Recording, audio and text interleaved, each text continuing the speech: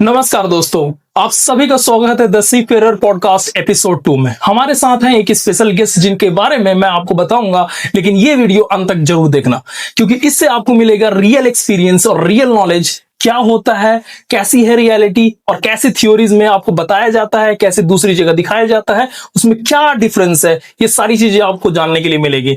तो हमारे जो गेस्ट हैं वो है संजीव कुमार सर, जो कि एक थर्ड ऑफिसर हैं और इन्होंने अभी तक 36 month of sea experience sea time पूरा कर चुके हैं। तो हम स्वागत करते हैं सर का जो हमारे पॉडकास्ट में आए। तो वेलकम सर। सबसे पहला मेरा सवाल ये है सर कि जब आप घर पे से इतने लंबे टाइम के लिए दूर थे, सबसे पहला कॉन्ट्रैक्ट जो आपका था वो कैसा था? आप एक्साइटेड थे इमोशनली या फिर बहुत नर्वस थे? कैसा था मतलब आपका एक्सपीरियंस उस टाइम पे? मैंने फर्स्ट टाइम ज्वाइन किया तो मैं तो बहुत एक्साइटेड था। ज्वाइन करने के बाद मुझे कोई प्रॉब्लम नहीं हुई। मैं first time 14 month on board रहा ड्यूरिंग कोविड टाइम, तो मुझे कोई प्रॉब्लम नहीं। मिक्स क्रू थे, डिफरेंट नेशनैलिटी के थे, तो बढ़िया रहा, सबके साथ काम किया, कोई प्रॉब्लम नहीं हुआ। डिफरेंट कल्चर के थे, बहुत ही सीखा मैंने, बहुत चीज लर्न किया कैडेटशिप में। तो मुझे कोई प्रॉब्लम अभी तक तो नहीं हुई थी कैडेटशिप में और फर्स्ट एक्सपीरियंस में। तो बढ़िया लगा सर कि मतलब आप एक्साइटेड थे स्पेशली। और कोरोना वायरस के टाइम चीजें काफी चैलेंजिंग नहीं थी?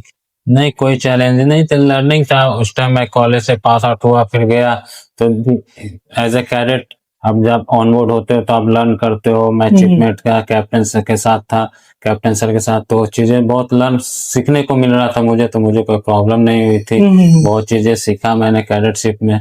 ऑफिसर बनने से पहले कैडेटशिप होता है, तो उससे बाद मैंने बहुत चीज सीखा। उस टाइम मुझे कोई प्रॉब्लम नहीं होती। बढ़िया सर। तो हमारा जो दूसरा क्वेश्चन है कि जैसे लोग बोलते हैं कि थर्ड ऑफिसर की सैलरी बहुत अच्छी, लेकिन लोग उसके पीछे का जो सेक्रीफाइस होता है वो नहीं देखते हैं।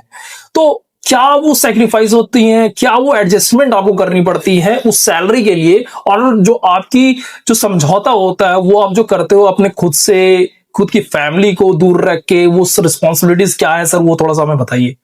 सर सैलरी सभी की, हर रैंक की ऑन बोर्ड, हर रैंक की responsibility. As a third officer responsibility safety, LSA FFS safety and navigation की रिस्पॉन्सिबिलिटी होती है। सैलरी हम लोग साइड में रखते हैं, पहले जो अपना ड्यूटी होता है उसको हम लोग सॉल्व करते हैं। पहले क्या है मेरा, उसका सैलरी तो डजेंट मैटर, सैलरी एक है इशू, सैलरी बढ़िया मिलती है, पर सेफ्टी जरूरी होती है, रिस्पॉन्सिबिलिटी जरूरी है। अब जब कोई भी रैंक होती है, रैंक होते हैं ऑन बोर्ड, तो सबकी अलग अलग रिस्पॉन्सिबिलिटी होती है। उस रिस्पॉन्सिबिलिटी को हम लोग बढ़िया से करते हैं। As a third officer 8 hour navigation watch होती है, फिर 2 आवर्स हम लोग सेफ्टी इक्विपमेंट पर डे अपन लोग चेक करता है। और कुछ नहीं, सिंपल सी है, कोई प्रॉब्लम नहीं होती है। फैमिली से हम लोग को इंटरनेट मिलते रहते हैं ऑन बोर्ड, तो हम लोग अपना फैमिली से टाइम निकाल के बात करते हैं और कोई प्रॉब्लम इशू नहीं होती है। बढ़िया सर, बढ़िया। तो ये चीज आपको यहाँ पे मैं बता रहा हूँ कि जैसे सर ने बताया कि बहुत सारी चीजें ऐसी है कि लोग एग्जैगरेट करते हैं और सैलरी लगभग सबकी बढ़िया होती है जैसे सर ने बताया। तो वहां पे चीजें मतलब आपको बहुत चीजें ऐसी होती है कि आपको चीजें सीनियर से सीखने के लिए मिलता है, जो एक्सपोजर मिलता है स्पेशली जो शिप पे होता है, फॉरेन गोइंग वेसल्स पे, वो आपको काफी बढ़िया मिलता है। और क्रू पे भी डिपेंड करता है कि क्रू कैसा है, मिक्स है या फुल्ली इंडियन है या फिर फुल्ली फॉरेन है। तो इन सब चीजों को लेकर भी आपकी जो चीजें हैं, आपकी जो एडजस्टमेंट है वो काफी डिपेंड करती। तो सर हमारा जो आगे का क्वेश्चन है कि शिप पे लोनलीनेस और बोर्डम तो होता ही हो।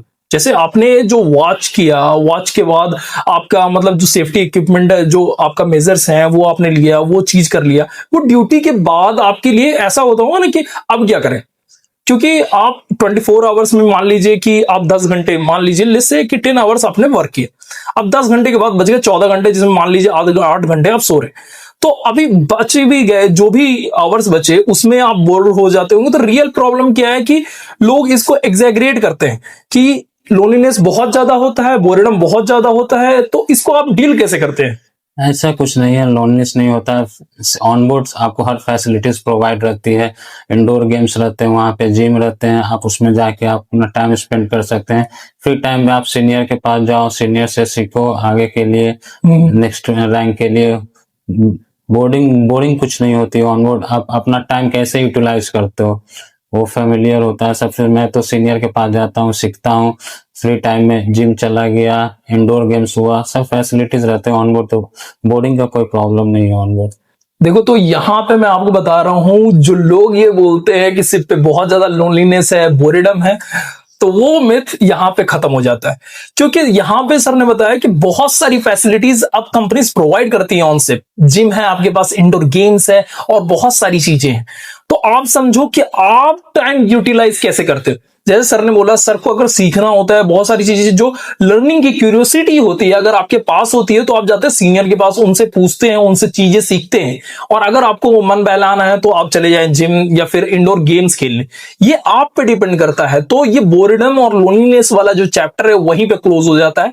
स्पेशली जब हम बात करें कोई इंसान अगर एक्चुअली में कुछ करना चाहता है, तो सिप पे यूटिलाइज करना चाहता है टाइम। तो सर हम आगे बढ़ते हैं। आपका अभी तक का सी टाइम है 36 मंथ्स का, उसमें कोई ऐसा मोमेंट हुआ हो जो अभी तक आपको याद हो, ऑन वॉच हुआ हो कुछ ऐसा, या फिर दिल में कुछ ऐसा बैठ गया हो, अच्छा ये बुरा, मतलब ऐसा कुछ मोमेंट नहीं। सीमैन को हर डे डिफरेंट होता है, तो हम लोग हर डे को एंजॉय करते हैं। ऐसा कोई मोमेंट नहीं आता है कि हम लोग रिमेम्बर करें, पर हर डे एक डिफरेंट लर्निंग प्रोसेस होता है।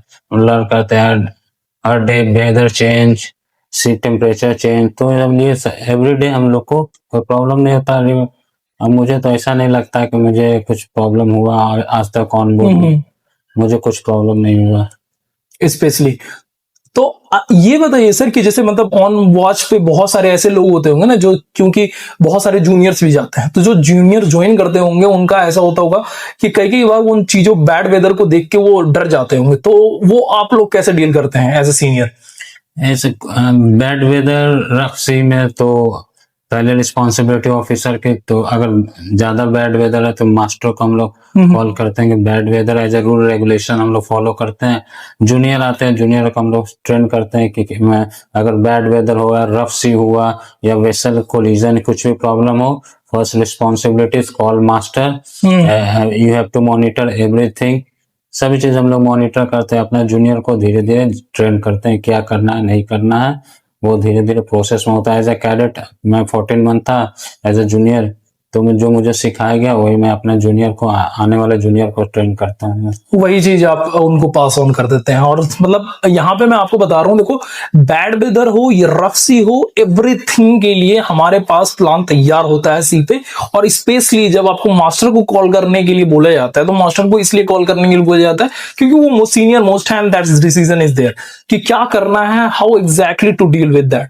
वो बहुत अच्छी बात है सर। तो सर आपने जैसे अपने पेरेंट्स या फैमिली को आपने मर्चेंट नेवी करियर के बारे में एक्सप्लेन करना हुआ था, तो इजी था या उन्हें कन्विंस करना पड़ा आपको? उनका रिएक्शन क्या था सबसे पहली बार? मेरे फैमिली के लिए इजी था, उन्हें कोई प्रॉब्लम नहीं था मर्चेंट नेवी का। ऑलरेडी मेरे ब्रदर थे, वो सीमैन थे, तो मुझे कुछ प्रॉब्लम नहीं हुआ। मेरे नेबरहुड्स भी कैप्टन है, चीफ इंजीनियर, तो मुझे कोई प्रॉब्लम नहीं हुआ।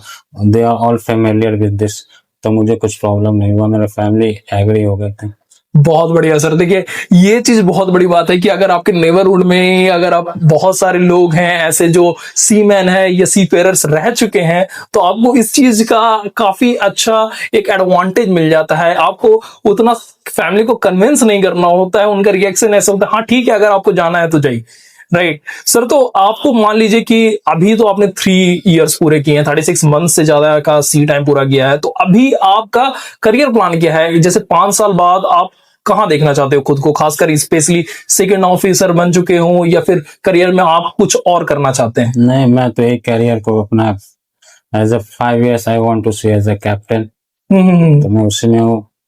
बढ़िया बढ़िया सर, ये चीज बहुत बढ़िया लगी सर। तो एक चीज मैं पूछना चाहूंगा कि अगर कोई एक एडवाइस हो, जो ऑनेस्ट एडवाइस है आपकी, जो जूनियर्स आपको देख रहे, जो जूनियर्स अभी उन्होंने एस्पायरिंग सी फेरर्स हैं या फिर वो जस्ट कॉलेज में हैं, तो उनके लिए एक ऑनेस्ट एडवाइस आप जो देना चाहोगे, जब आपने अपनी सफर शुरू की थी, जर्नी शुरू की थी, और उस समय से आप तक अभी तक में, तो आपको जो चीज पता होनी चाहिए थी या जो एडवाइस आपको किसी ने दिया होता, तो वो क्या होगी सर?